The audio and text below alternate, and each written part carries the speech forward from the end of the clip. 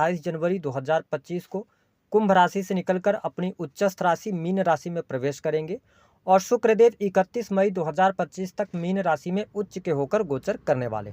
लेकिन मीन राशि में ही राहु ग्रह पहले से विराजमान है। ऐसी स्थिति में मीन राशि में राहु शुक्र की युति बनेगी।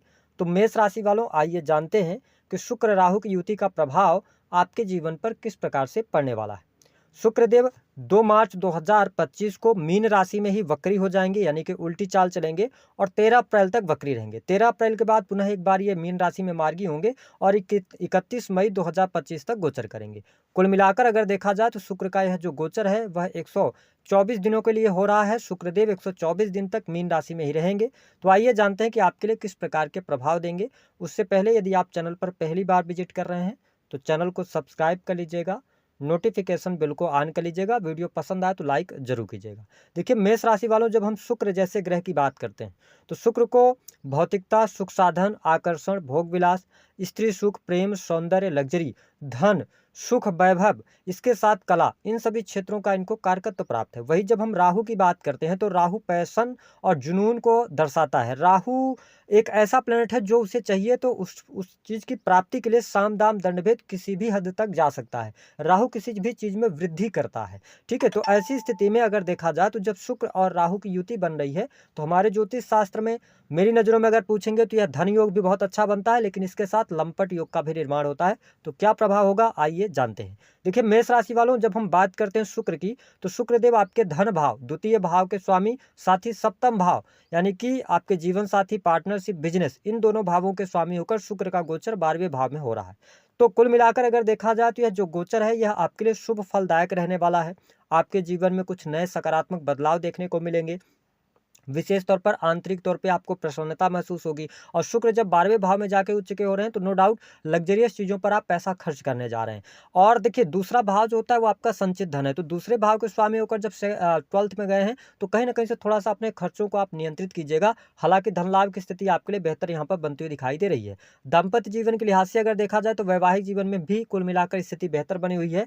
लेकिन आप स्वयं मेष लग्न अथवा मेष राशि के हैं तो आपके राशि पर ही शनि की दृष्टि का प्रभाव है। और दूसरी बात कि सप्तमेश होकर शुक्र छठे भाव 12वें भाव में जा रहे हैं। ऐसी स्थिति में जीवन साथी के स्वास्थ्य और आपके स्वास्थ्य को लेकर चिंताएं यहाँ पर दिखाई दे रही हैं। हालांकि कार्य क्षेत्र को अगर देखा जाए तो कार्य क्षेत्र में आपको सफलता प्राप्त होगी। बिजनेस व्यापार से आप जुड़े हुए हैं तो बिजनेस व्यापार से आपको लाभ प्राप्त होने वाला है। यदि आप सुगंधित वस्तुओं का, इसके अतिरिक्त लग्जरियस आइटम का किसी भी प्रकार का व्यवसाय कर रहे हैं, कपड़े का हो गया, होटल, रेस्टोरेंट, इन सभी क्षेत्रों से जुड़े जातकों को बेहतर लाभ यहाँ पर प्राप्त होता नजर आ रहा है। इसके साथ जो लोग कंटेंट क्रिएटर हैं या किसी भी प्रकार से ऑनलाइन के माध्यम से आप कार्य करते हैं, किसी भी प्रकार के क्रिएटिविटी के फील्ड से जुड़े हैं, कला के फील्ड से जुड़े हैं, तो यह समय आपके लिए अच्छा रहने वाला है। इस समय अवधि के दौरान आप शॉपिंग भी बहुत अच्छे तरीके से करने जा रहे हैं, पैसा खर्च करेंगे, घूमने फिरने का भी आप कार्यक्रम यहाँ पर बनाएंगे। इस समय अवधि के दौरान लंबी दूरी की यात्रा होती हुई दिखाई दे रही है। हालांकि उन यात्राओं से आपको बहुत अच्छा बेनिफिट अवश्य देखने को मिलेगा। इसके साथ में थोड़ा सा ध्यान ये रखना कि 12th हाउस जो होता है ये सैया सुख का होता है। राहु जैसा प्लेनेट जब शुक्र के साथ कनेक्टेड है और शुक्र अपनी उच्चस्थ अवस्था में, ऐसी स्थिति में थोड़ा सा अपने व्यवहार को ध्यान में रखकर चलने की आवश्यकता है। सही ट्रैक पर चलने की आवश्यकता है। भटकाव की स्थितियों से बचने की आवश्यकता इस समय अवधि के दौरान रहेगी। अन्यथा आप भटकाव की तरफ जाएंगे तो कहीं ना कहीं से आपके वैवाहिक जीवन, दाम्पत्य जीवन पर दिक्कतों का सामना करना पड़ेगा। कहने का मेरे यह अभिप्राय है कि एक्स्ट्रा मैरिटल अफेयर होने के बहुत ज्यादा चांसेस बन जाते हैं जब राहु शुक्र 12th हाउस से गोचर कर रहे हैं और शुक्र यहाँ पर उच्चस्थ अवस्था में।